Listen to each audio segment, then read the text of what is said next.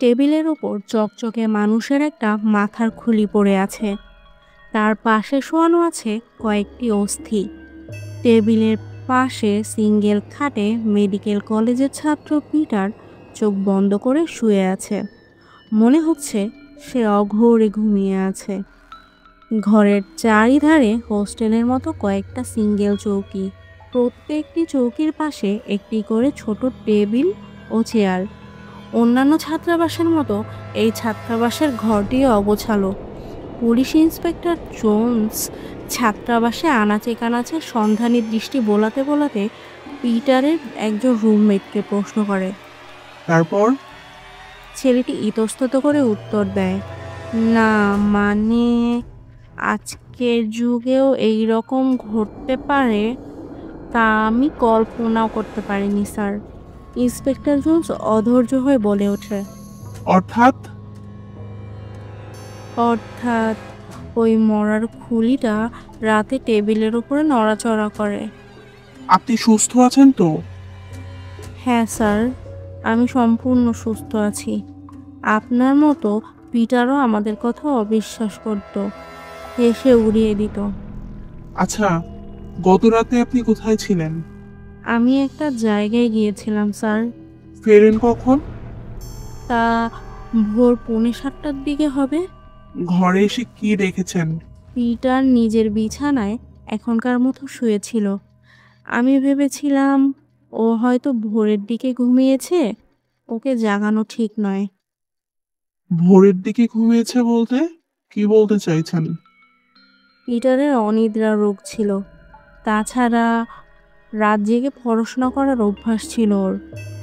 তারপর বেশ সকাল হওয়ায় আমাদের অন্যান্য রুমমেটের সঙ্গে আমারও কীরকম যেন সন্দেহ হয়। আমরা ওর হাতে নাড়ি পরীক্ষা করি, দেখি নাড়ি বিকল। টেলিস্কোপ দিয়ে পরীক্ষা করে বুঝতে পারি যে ওর হার্ট কাজ করছে না। তবে ওর হার্টকে কে যেন জোর করে বন্ধ করেছে বলে আমাদের অনুমান হয়। ইন্সপেক্টর জোন্স সহকারী পুলিশ অফিসারের দিকে ব্যঙ্গের হাসি ছুড়ে দিলেন। ঘরের চারপাশে পায়চারি করতে লাগলেন, কিন্তু সন্দেহজনক কিছুই পায় না। এক সময় পিটারের কাছে আসে, টেবিল থেকে একটা হাড় তুলে নেয়, হাড়টা পরীক্ষা করে, পরে পিটারের রুমমেটটিকে ভালো করে দেখে, আস্তে আস্তে বলে, এই অদ্ভুত মাথার খুলি ও হাড়গুলো এখানে এলো কি করে? ওগুলো পিটার কলেজের চিপ স্টোর থেকে কিনে এনেছিল। ওগুলো আমাদের ডাক্তারি পড়তে লাগে। ইন্সপেক্টর জোন্স নিজের অজান্তেই যেন বলে ওঠে, অদ্ভুত, সবটাই অদ্ভুত ব্যাপার। কোনো দিক দিয়ে বিশ্বাস করার কোনো উপায় নেই। পিটারের রুমমেটরা ইন্সপেক্টর জোন্সের স্বগতি শুনতে পায়, বলে, ঠিক আপনার মতো পিটারও মাথার খুলিটির চলাচল বিশ্বাস করতো না। বেশি বললে ও খুলিটাকে ফেরত দিয়ে দেবার কথা বলতো। ইন্সপেক্টর জোন্সের সহকারী একজন পুলিশ অফিসার প্রশ্ন করে, খুলিটা কি রোজই টেবিলের ওপর দিয়ে চলাফেরা করে? হ্যাঁ, প্রতিদিন গভীর রাতে চলাফেরা করে। সে সময় মনে হয় কেউ যেন দীর্ঘ নিঃশ্বাস ফেলে মনের উত্তাপকে প্রশমিত করতে চাইছে। পুলিশ অফিসারটি মাথার খুলি নিজের হাতের ওপর বসায়, খুলিটির ওপর আঙুল দিয়ে মৃদু আঘাত করে। খুলির ভিতর থেকে টুংটাং শব্দ হয়। ইন্সপেক্টর জোন্স প্রশ্ন করে, আচ্ছা, ঠিক কতদিন আগে পিটার এই মাথার খুলিটা সংগ্রহ করেছে? পিটারের একজন রুমমেট আমতা আমতা করে বলে, তা তা প্রায় 1 মাস হয়েছে। ইন্সপেক্টর জোন্স সহকারী পুলিশ অফিসারের হাত থেকে মাথার খুলিটা নিজের হাতের ওপরে বসায়, পকেট থেকে রুমাল বের করে খুলিটাকে ভালোমতো পরিষ্কার করে, মনোযোগ দিয়ে খুলিটাকে পরীক্ষা করে, তারপর আপন মনে বলে, খুলিটার প্রকৃত মালিক অনেকদিন ধরেই এই পৃথিবীর বুকে বেঁচে ছিল। আইজ্যাক নিউটনের সমসাময়িক বললেও ভুল হবে না। এই খুলিটা থেকে অনেক কিছু জানার আছে। তারপরেই ইন্সপেক্টর জোন্স পিটারের মৃতদেহ পোস্টমর্টমে পাঠাবার জন্য আদেশ দেয় সহকারী পুলিশ অফিসারকে। নিজে ঘরটা আরও একবার ভালো করে পরীক্ষা করে। ইন্সপেক্টর ঘর থেকে চলে যেতে উদ্যত হলেও ঘরের দরজার কাছে এসে দাঁড়িয়ে পড়ে। পিটারের রুমমেটদের উদ্দেশ্য করে বলে, আমি থানায় যাচ্ছি, তবে আজকে গভীর রাতে আমি এবং আমার সহকারী সমেত থাকতে চাই। এ বিষয়ে আপনাদের কোনো আপত্তি নেই তো? পিটারের রুমমেটরা সানন্দে ইন্সপেক্টর জোন্সের প্রস্তাবকে মেনে নেয়। ইন্সপেক্টর জোন্স পিটারের ঘর থেকে বেরিয়ে যায়। ঠিক রাত 11:15টার দিকে ইন্সপেক্টর জোন্স তার এক সহকারী পুলিশ অফিসার নিয়ে মেডিকেল হোস্টেলে আসে। এই সময় তারা সাধারণ পোশাক পরেই এসেছিল। ইন্সপেক্টর জোন্সের হাতে 5 ব্যাটারির একটা টর্চ। মেডিকেল কলেজের ছাত্ররা ইন্সপেক্টর জোন্স এবং তার সহকারীকে স্বাগত জানায়। তাদের সঙ্গে পিটারের ঘরে রাত কাটাতে চায়। ইন্সপেক্টর জোন্স রাজি হয় না। সে পুলিশ সহকারী অফিসারটিকে নিয়ে পিটারের ঘরে ঢোকে। ভেতর থেকে পিটারের দরজা বন্ধ করে দেয়। ভালো করে ঘরের জানলা ও দরজা পরীক্ষা করে। না, সেই রকম কিছু তার নজরে পড়ে না। একবার সে নিজের হাত ঘড়ির দিকে তাকায়। ঘরের ইলেকট্রিক আলোটা বন্ধ করে দেয়। ঘরের জানলা দিয়ে রাস্তার আলো টেবিলটার উপরে রাখা খুলিটার উপরে পড়ে আছে। ঘরের ভেতরে বেশ ভৌতিক পরিবেশের সৃষ্টি হয়।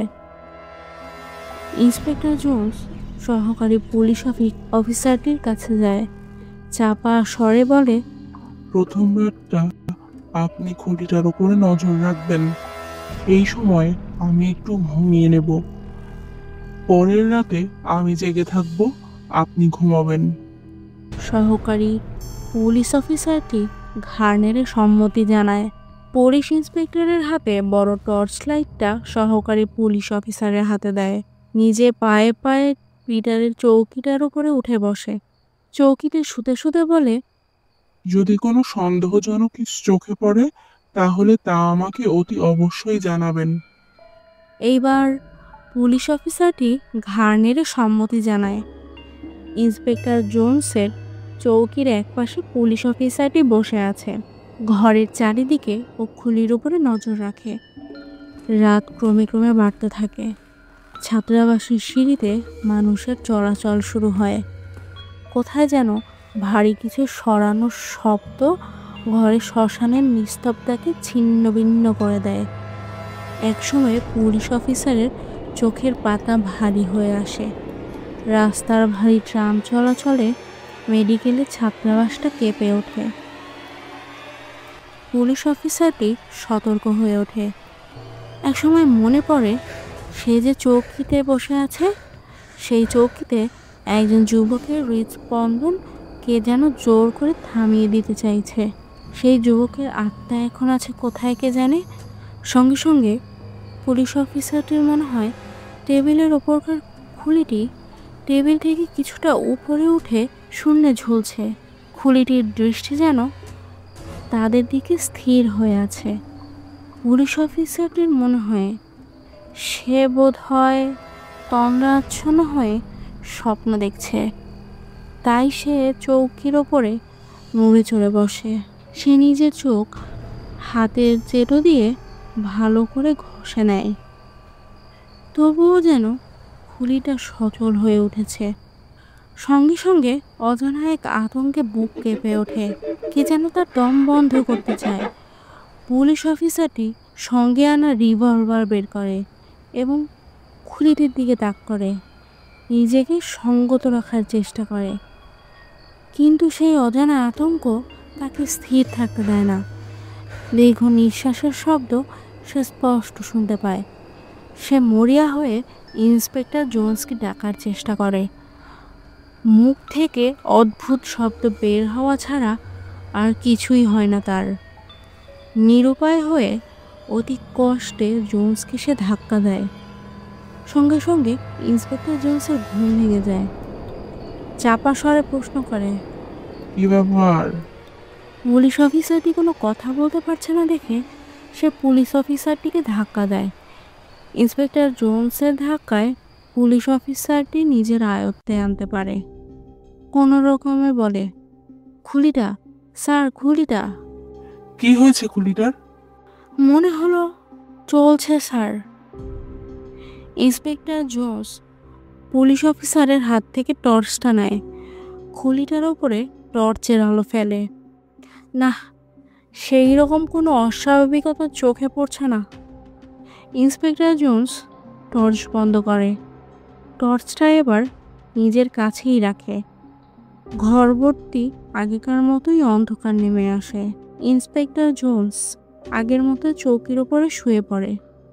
রেডিয়াম লাগানো হাত ঘড়িতে দেখে তখন রাত 2টো।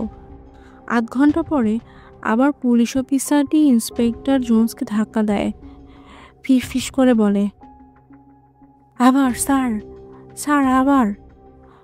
সঙ্গে সঙ্গে ইন্সপেক্টর জোন্স খুলির উপরে টর্চের আলো ফেলে।